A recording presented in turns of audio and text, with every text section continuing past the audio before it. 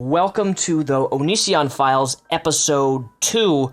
And I know what you're thinking, episode 2? Didn't you make a video last year around the same time? Yes, I did. And believe it or not, with that whole recap video where I started from the beginning of Onision to the very end with Sarah, I recapped all of his relationships, his divorces, his cheating, his marriages, and on and on and on. But after I made that video, a bunch of stuff happened. And this is recapping what you may already know, or what you may not know. Some things I haven't talked about, some things I have. A lot has happened, and I mean a lot. So let's jump right in. But before we begin, special thanks to our amazing sponsor of the channel today. You've heard of them before, Raycon. Raycons make a great holiday gift. They're small, discreet, they're sleek, they're comfortable, but most of all, they give you a total of 6 hours of playtime, seamless Bluetooth pairing, more bass, and a more compact design for a comfortable, noise-isolating fit. I use these little guys every single day. These are the best earbuds I have ever used. If you click the link down below in the description box, buyraycon.com/Repzion, you will get 15% off your order, which is a fraction of the price of normal premium earbuds that you would pay on the market today. And if you have that special someone who needs some new earbuds, I'm telling you right now, Raycon is the way to go. Buyraycon.com/Repzion, get 15% off your order, and make Christmas a memorable experience for that special someone.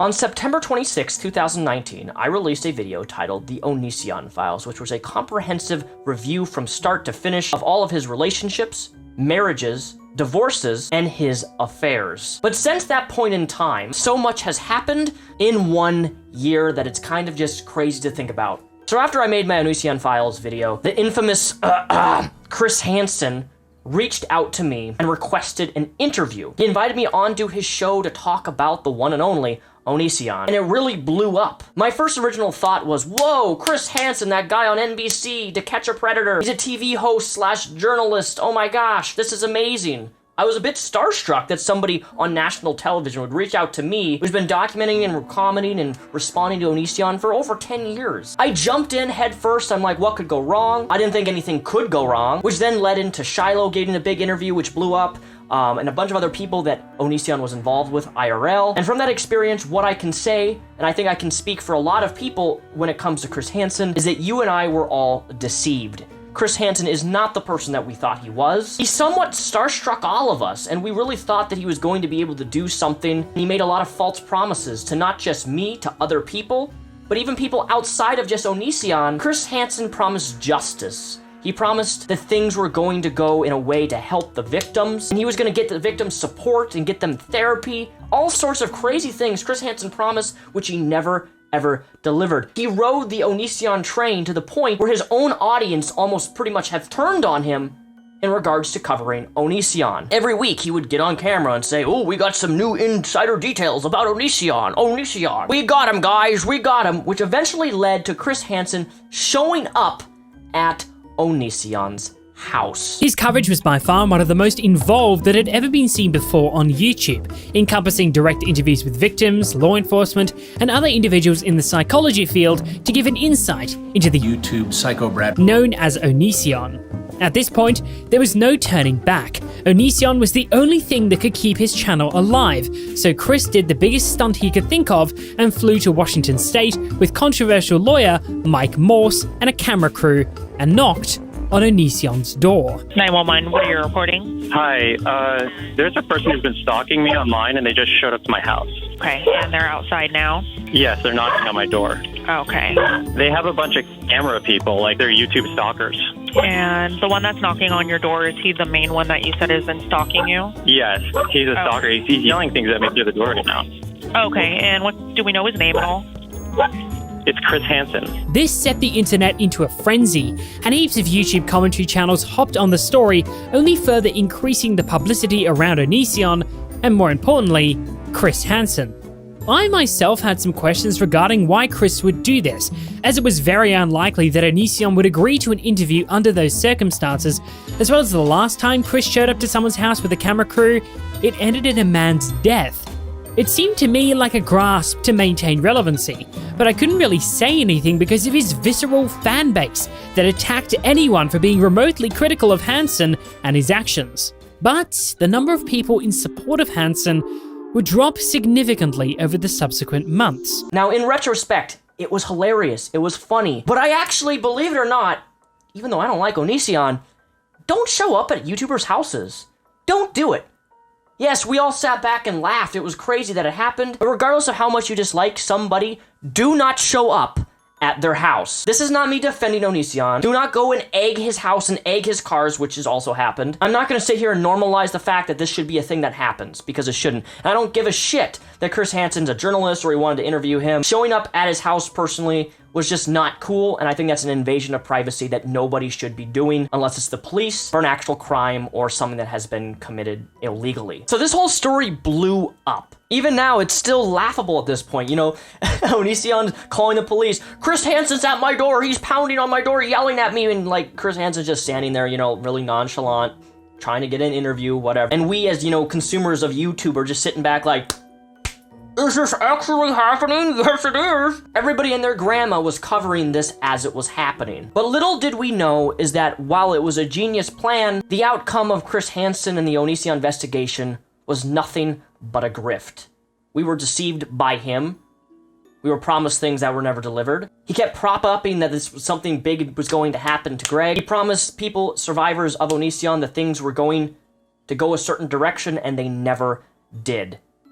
Chris Hansen is the master at false promises. But the marketing behind him showing up to his house was pretty genius, because boy, was it the hot topic for quite a few weeks. This led Onision to uploading a lot of videos talking about his experience and how Chris Hansen was harassing him, showing up to his real house. And to an extent, I actually understand that, because again, I don't support people going up to people's houses. I just don't do it. I don't care if you dislike me or anybody.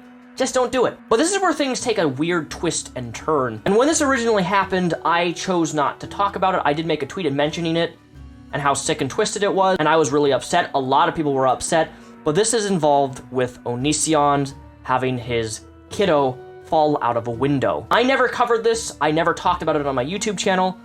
I avoided it because at the time I was too upset emotionally, and I was so angry that something like this could happen. Because no matter the situation, I don't like hearing or seeing about a kid getting hurt. Now, I'm not going to recap this entire thing.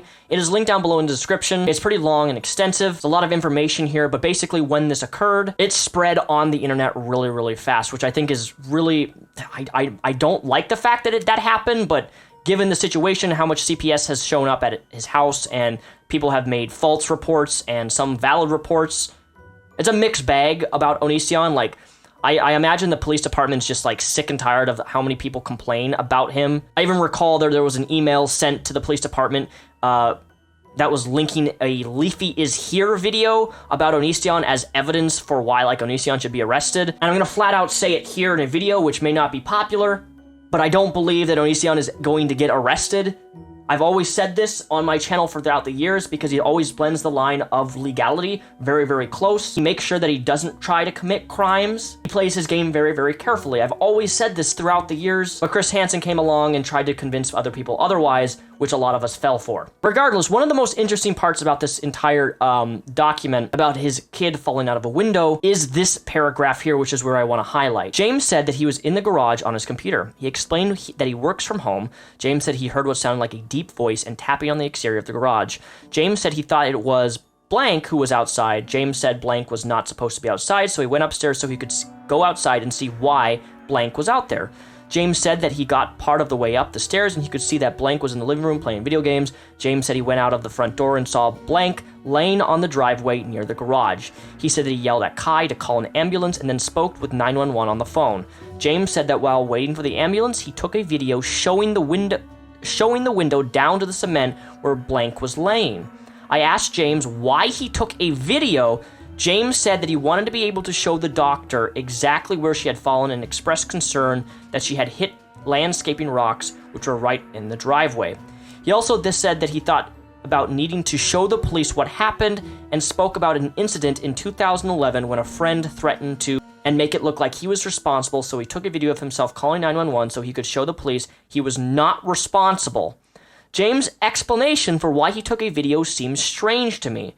James said that blank is an active child. He said she has also stood on the window sills in their front room, so they make sure to keep the windows closed and locked. Documenting evidence is a really crucial part in instances like this, because obviously the police have to rule out that it wasn't intentional, and in no place, there's some weirdos out there, and I'm gonna flat out say, no, I don't think Onision pushed his kid out of a window, because that's just crazy. I don't think he would do that. I really don't. Doesn't matter if you think somebody's a bad parent or a good parent. That's going too far, in my opinion, to even suggest the fact that he would push his own kid out of the window. I've seen that speculated, and that's just really gross, because that's why the police investigate these types of things, to confirm and if this case was closed. But my first thought is, like, if a family member got hurt, my first thought process, doesn't matter who it is, would be to call the police or call an ambulance, get them help, and get them treated, and not think about what the internet thinks about my situation. I'm sorry, like that. I'm sorry. I wouldn't think about, oh my God, I gotta pull out a camera, film it so the internet knows that I didn't push my kid out of a window. That's just crazy a thought process to me, that anybody would even think that way. My first thought is trying to give comfort to my kid, not recording them with a camera to prove one's innocence that you didn't push your kid out of a window. I'm also really happy to hear that the kid has recovered and that they did not require immediate surgery, and that was apparently there was no brain damage or anything, so that is a big relief. The internet is a very wild and crazy place. What's more crazy and wild is what Onision chose to post on the internet after this incident occurred. And this is where things just, I can't fathom this, because your kid was extremely hurt, and several days, if not the same day or day or two after this happened, Onision makes these types of tweets. Stand in front of the window over there. The world should show you how pathetic and helpless you are. I'm going to humiliate you, and right before you lose consciousness, I am going to destroy. I prefer you on your knees, on a leash, screaming, yes, now please. So shy, you're blushing. How would my teeth in your neck feel? Maybe I can make your pale face feel again if I drain enough of your... It's okay if you're a top, I'll fix that. If you hate it, why are you screaming? Don't stop. You know who you are, my filthy little trash to the core. The only lip I want for you that isn't in my ears knows your place. Nothing feels better than your neck as your lungs struggle to breathe. Would you like me to push harder? This is very strange and bizarre and not normal. Your kid is in the hospital or just got out of the hospital, and you're tweeting, stand in front of the window over there. The world will see how pathetic and helpless you are. I'm going to humiliate you right before you lose like, what? This isn't normal. In no way, in no fashion, are you going to convince me that somebody going on Twitter and tweeting these types of things after your kid falls out of a 2-story window, and you're tweeting about stand in front of the window over there, the world would love to see how pathetic and helpless you are. Like, this is disgusting. This is gross. This is the day of and the day after this incident occurred. Can somebody explain this to me? Because I can't make sense of it. What is going on in your head, Greg, that you would tweet these types of things after your kid has just been in the hospital from a skull fractures, from being hurt and falling out of a window? What? How? I'm speechless. There's a reason I didn't want to cover this at the time, because I was too angry, and like I was gonna go ape. Literally, I was gonna go like rage mode, reading these types of tweets, knowing full well that his kid is recovering or is currently in the hospital when this is happening. It's like, who does this? Who does this? He does.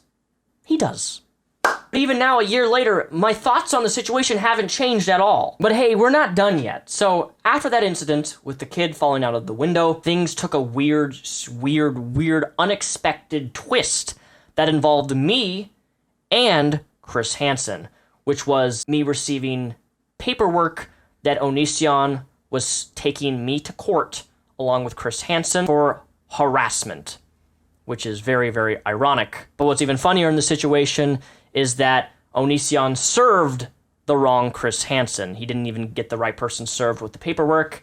It was a wrong Chris Hansen. I got served a piece of paperwork This is what it looks like. You can read it. I've already posted this online before. It's kind of old news. I'm not gonna read over it, but it was just unexpected, and I was kind of like, whoa, he's actually doing it, because for years and years and years, Onision had been threatening, I'm gonna take you to court. I'm gonna take you to court. You're harassing me. It's like, dude, all I do is I make videos about things you post and do online publicly. That's the key factor. Publicly. You say and do terrible things online, then I respond to it. How's that harassment? I'm not trying to show up. I'm not coming to your house. I'm not egging your house. I'm not knocking on your door. I'm not doing any of that stuff. But hey, if you want to take me to court and accuse me of this, that's fine. I hired a lawyer. I didn't even really need to hire one, but I did, just to be extra careful, because I didn't know what he was going to do or say or accuse me of in the courtroom. There's a video of that where I actually go over the court audio, and you can actually hear what Onision says in the courtroom. It's linked down below in the description. But at the end of the day, Onision ended up dismissing his own harassment charges against me, because he realized after seeking an attorney that he actually didn't have a case. And the fact that I have emails of Onision emailing me just several months prior, and if you really want to accuse somebody of harassment, you can't be in contact with them. Number one rule, if you want to actually get a harassment order put onto somebody, you can't be emailing them and talking to them, because that completely negates what harassment is if somebody is actually harassing you. It was overall just really silly. So after that court case, I basically made a GoFundMe. My lawyer fee was $2,500. You guys blew that away with giving me 10 times that amount that I even needed, because for the last 10 years, Onision has pretty much removed every single YouTube video I've ever made about him, filing false copyright strikes. Then I had to appeal it, getting the video back online. It's just annoying. And even now, a year later, I still can't thank you guys enough for all that support. I'm still humbled at the fact that you guys could be so kind and give me so much more than I even asked for. Which actually really helped, because nobody knew that several months later, COVID would strike and literally everything would go to shit. But after the whole court case went down, Onision went on a spree, very, very angry at the fact that I was able to get money through something that he started, in which I will still say publicly, thank you, Greg, for taking me to court, because it ended up making me a lot of extra money, and I was able to put that into savings, and I was able to graduate and pay for the rest of my college. The fact that you took me falsely to court, and I still thank you for that, man. Your stupidity is not forgotten by me. You essentially allowed people to give me money and support me in a way that you never thought would actually happen.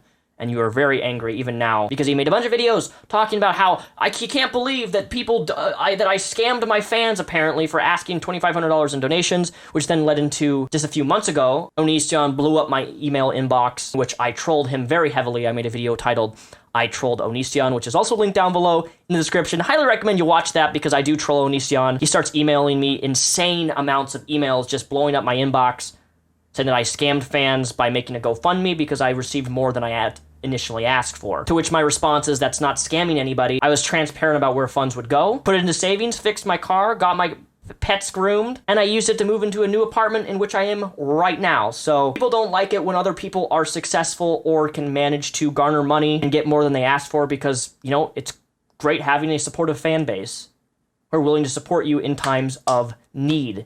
Not everybody has that, so I'm humbled to have that. Still not done yet, and this is really the last kind of segment of the recap of the entire year that's went down. Edwin's Generation made a phenomenal video in which Onision started uploading videos about the Sarah incident. Now, I'm not going to go into explicit detail about this, but essentially, Sarah was the person who was forced to sign an NDA in their relationship. And Onision made a influx of videos talking about how Sarah somehow blackmailed him and his husband into having a relationship, and that somehow Onision was arred by Sarah, and that somehow, some way, Onision is a victim in all of this, despite the fact that he has been on record multiple times saying that they had a consensual relationship. I don't know, it's just, it's crazy, but Edwin makes a fantastic response, doing a rebuttal to Onision's video on this said subject of being blackmailed by an 18-year-old girl, in which Kai and Onision are apparently both victims of this one horrible person, in which they facilitated and connected with since they had been 13 to 14 years of age,